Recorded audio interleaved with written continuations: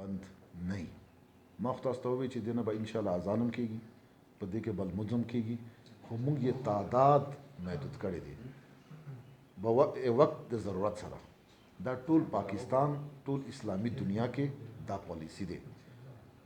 موږ دا وایو چې یو به د مسجد جماعت امام وي، مؤذن به وي، خادم به وي، دا 4-5 کسان به وي، لمونځ به هم کېږي، اذان به هم د دې نه کېږي. خو اوس د وخت ضرورت دا دی او اسلام موږ ته دا مثالونه پرېښي دي چې څه وخت داسې آفت، داسې کیسې راغلي دي، نو سوشل ډسټنسینګ خلکو ته ویلي دي چې تاسو لمانځونه په خپل کورونو کې وکړئ. مثال کے طور پر یو کس به بیمار وي او نور چې کوم جماعت ته چې کوم لمونځ ته راځي هغه به ټیک وي، د یوه کس نه به ټول جماعت بیمار شي.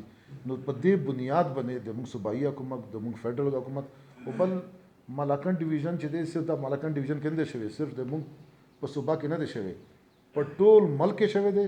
او په دې کې بیا چې وګورئ په موږ په صوبه کې په ټول نه آخري کې دا نوټیفیکیشن شوی دی، دا نوټیفیکیشن پرون شوی دی.